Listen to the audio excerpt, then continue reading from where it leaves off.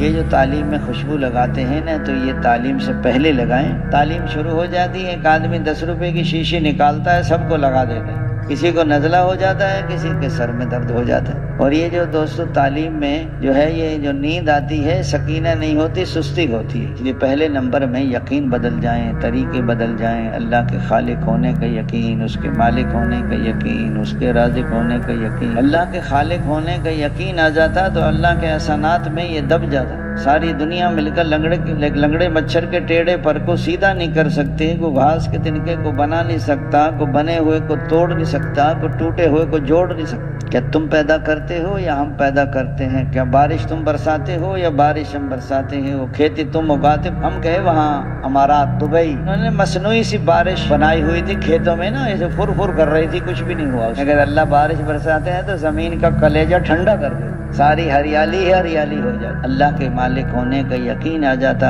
تو کبھی اپنے آنکھوں اور زبان کو غلط استعمال نہ کرے۔ آنکھوں کا مالک کون ہے؟ اللہ نے آنکھیں امانت دی ہیں، اس کو دیکھو، اس کو نہ دیکھو۔ فرما بردار بیٹا بیٹی ماں باپ کو محبت کی نگاہ سے دیکھے، مقبول حج کا ثواب۔ غیر عورت کو دیکھیں تو حرام۔ کتنے لوگ زبان کی وجہ سے الٹے منہ کھینچ کے جہنم میں پھر کسی نے عرض کیا یا رسول اللہ کس سے بچوں؟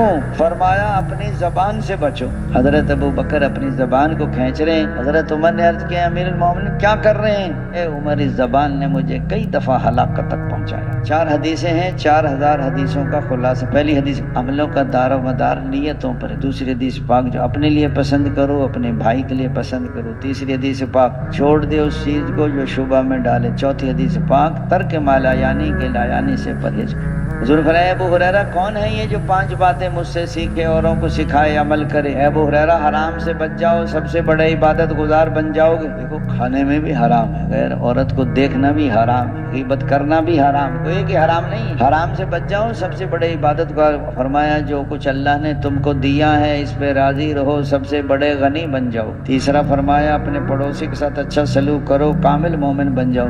چوتھا فرمایا جو اپنے لیے پسند کرو اپنے بھائی کے لیے پسند کرو، کامل مسلمان بن جاؤ۔ پانچواں فرمایا زیادہ ہنسی سے بچو کہ زیادہ ہنسی سے دل مردہ ہو جاتا۔ اب بعض لوگ ڈیوٹی پہ تو جاتے نہیں، تنخواہ لے کر آ جاتے ہیں۔ جب ڈیوٹی نہیں کرتے تو تنخواہ کس بات کی لاتے ہیں ہم؟